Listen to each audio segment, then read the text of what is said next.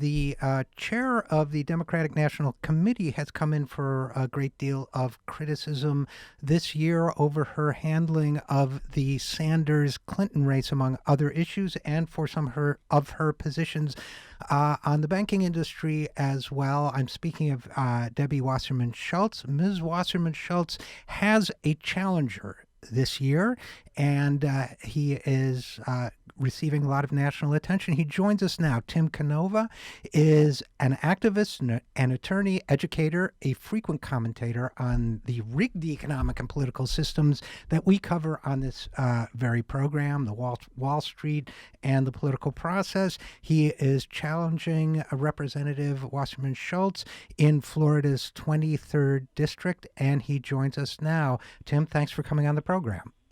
Thank you. Thank you so much for having me on.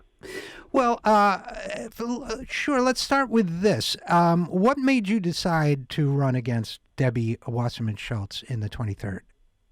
Well, I got active last summer working with the Citizens Trade Campaign against the Trans-Pacific Partnership. We were lobbying the entire Florida delegation against the TPP, and Debbie Wasserman Schultz was the only member of that delegation to actually vote in favor of fast-tracking the agreement.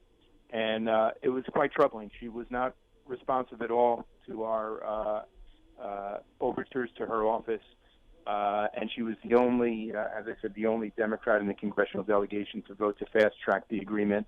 And the more research we did, we realized why that was. In part, she had taken over $300,000 from big corporate interests that were in favor of the TPP in just the last election cycle, and far more than that, I believe, in this election cycle. And that got us looking more and more at her record, and we saw that this is a pattern.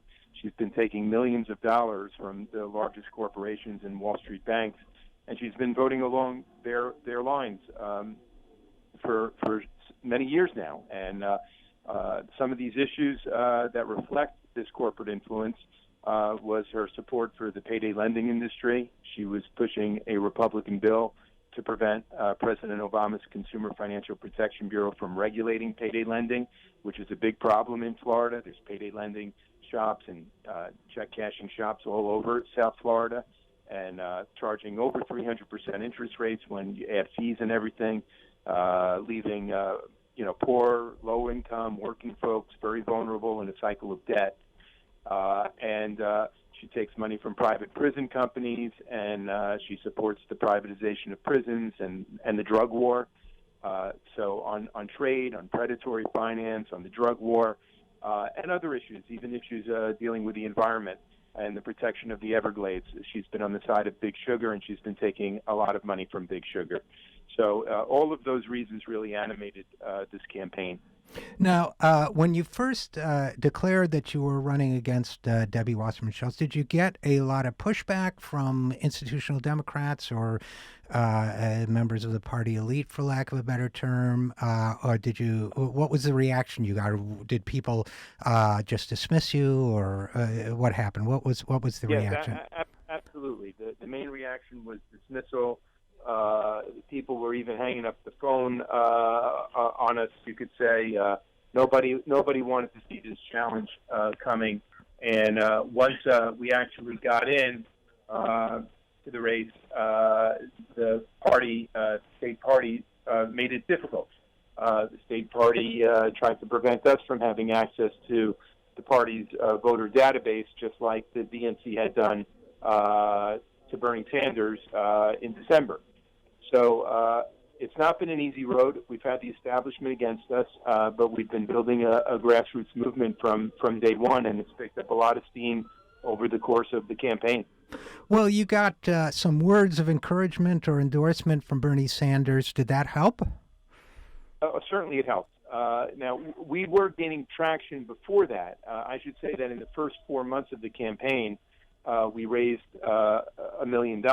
And when I jumped into the race, I made a pledge at the very beginning that I intend to keep forever, that I would take not a penny from a single corporation or a corporate political action committee. And that first $1 million that we raised was all in small donations with an average donation size of under $20. from all over the country, but also all over the state of Florida. We had more individual donations in the state of Florida in the first quarter than Wasserman Schultz did. And, she had a 12-year head start on me. When Bernie Sanders endorsed us, he sent out a fundraising email to his list asking folks to donate, and the proceeds would be split 50-50 between the Sanders presidential campaign and our campaign against Wasserman Schultz.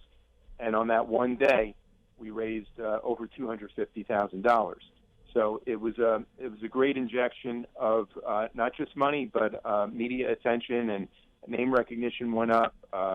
Volunteers, a lot of energy has come our way as a result of the Sanders endorsement. We're talking with Tim Canova, who is challenging Debbie Wasserman Schultz for her seat in the 23rd Florida Congressional District. Tim, you're an attorney, law professor, dealing in, I believe your professorship is in law and public finance. You deal a lot with banking issues. I've written a lot about banking issues and politics. It's been my feeling, and I know it's been Bernie Sanders' feeling, a feeling of a lot of people for a while now, that there is a system, if you will, of legalized corruption, for lack of a better term, where there is no way that you can't take money, large donations from corporations, for whether it's for PACs or through bundlers or whatever, from large corporations, from Wall Street, from banking interests, that it is not humanly possible to take that money without having it taint and alter the way you govern. And I assume that you share that philosophy, and that's why you don't take corporate money. And what are your thoughts about the centrality of that issue to your campaign? Well, it is central to the campaign, and it's actually our first issue statement that we ever posted, and a very detailed issue statement. We have posted on a number of other issues of importance to the voters here, including reining in Wall Street, reversing income inequality, addressing climate change, ending the drug war. But you can't make progress on any of those issues if you don't first start taking care of the problem of all of this corporate money infecting our political system and corrupting our politics. There was a 60 Minutes episode recently about how members of Congress raise money for their campaigns, and it showed that most of them go over to this call center, and they go to these call centers and they work the phones 35 hours a week dialing for dollars. And who's on those donor lists that they're dialing for dollars? It's not average Joes who are contributing $20 to my campaign. They're dialing wealthy folks, the corporate CEO class. And if you're on the phone with these folks 35 hours a week, it's just inevitably going to change your worldview. Those are the folks, those wealthy folks are the ones who have access to members of Congress. And members of Congress start adopting their worldview and start pushing their legislative priorities at the expense of all of us. And I also tend to feel, and again, we're talking with Tim Canova, who's running against Debbie Wasserman Schultz in the Florida 23rd District. I also have a strong feeling that, and I mean, obviously DNC chair is an honorable position to hold, but when you're raising money for conventions and events, and so much of your time is spent at mixers and cocktail parties and so on with people, it's kind of hard to turn around and enforce policies that might require them to break up their banks, or might even in some cases lead to their imprisonment, or at least their scrutiny. So I feel as if there's... Go ahead. Yeah, I absolutely agree with that, with what you're saying. And I want to add to that you, in addition to your academic work and your activist work, I see that you practice law with Gibson, Dunn & Crutcher, and with Mudrose Guthrie. These are serious firms. I used to work for AIG. I mean, we're not people who lived in a vacuum. I mean, we're people who know this world. I think I'd surmise, just based on your background, and right. Yes, absolutely. Mudrose was a big Wall Street law firm, and every day I would walk past the AIG building on Maiden Lane, across the street from the Federal Reserve Bank of New York. Right. having had a Wall Street law practice, having been involved in financial transactions, I'm well aware of the kind of clout that these big banks have. This is not some pie in the sky theorizing. No, absolutely. And let's talk a little bit about how that translates into policy. Now, you pointed out, and she got a lot of criticism for it, that your opponent, Debbie Wasserman Schultz, was going to bat for payday lenders and supporting a Republican bill that would protect them from the Consumer Financial Protection Bureau, created by Elizabeth Warren. Now, she's backed off from that a little bit, right? Well, just a little bit. What happened was, well, first she doubled down. First, she was asked about this time and again, and she tried to make the argument that the Florida law, which is what she was really trying to protect from federal regulation, she was claiming the Florida law was one of the leading laws in the country in protecting consumers, and that at any rate, that without payday loans, the poor would have nowhere to go for the cash needs that they have. And both of those statements were really ludicrous. The Florida law goes back to 2001 when she was a state legislator in Tallahassee, and it has not kept up with the times whatsoever. I mean, to be trumpeting a 15-year-old law that all the consumer alliance, all the consumer groups and civil rights groups are saying traps people in a cycle of debt with 300+% interest rates, is hardly a model for us to follow. And certainly, what has happened since 2001, since that law was written, was the 2008 financial crisis, and it hasn't kept up with the times. And then to say that this is the only alternative really shuts the door on all kinds of progressive reform. I've been advocating for postal banking for quite a while. The U.S. postal system used to have very good banking services for low-income folks for decades. I think it went back to the progressive era of Teddy Roosevelt from 1911 until the mid-1960s. So right through the Roosevelts and John Kennedy's administration, lower-income folks could take care of their basic checking needs at their post office. And many foreign countries have postal banking, and it's very successful. And my point is, if the Federal Reserve can be providing literally many tens of trillions of dollars in low-interest loans to Wall Street banks and hedge funds and foreign banks and foreign central banks, at near zero interest rate loans, the Fed could certainly be providing the same kind of support for Main Street interests in this country, whether you're talking about pension funds or a postal banking system.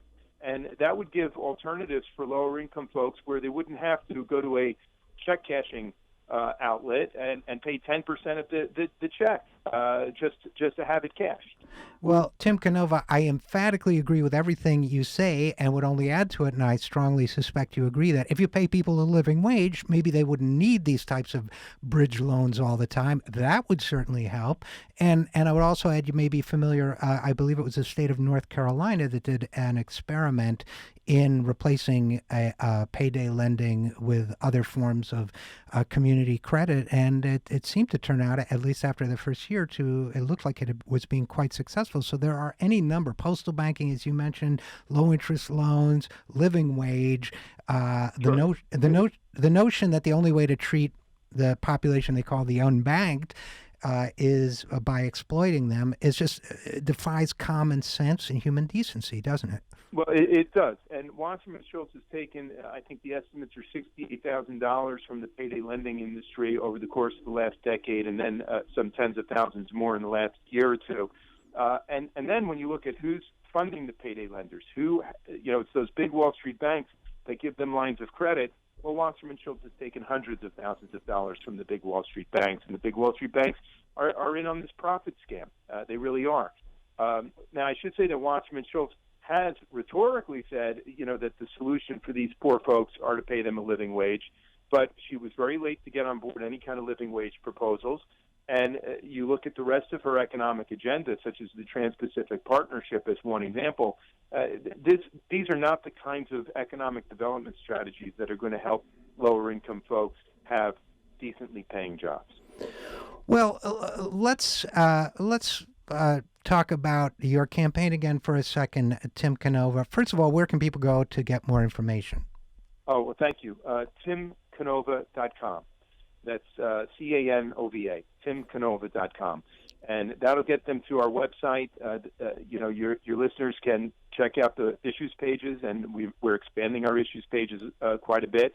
You take a look at my opponent's congressional webpage or her campaign webpage, and just really a very cursory discussion of any issues. Folks can also go to that webpage of mine, timcanova.com, to volunteer. They can do phone banking. They can donate to the campaign. Again, small donations have been helping a lot. We're very close to hitting a $2 million mark. And again, our average contribution is less than $20. And this is giving us the kind of capability we need to get our message out around the district here and to build up a good operation on the ground. Well, Tim Canova, candidate for Congress against Debbie Wasserman Schultz in the Democratic primary. Best of luck to you, and thanks for coming on the program. Thank you for having me. Really appreciate it.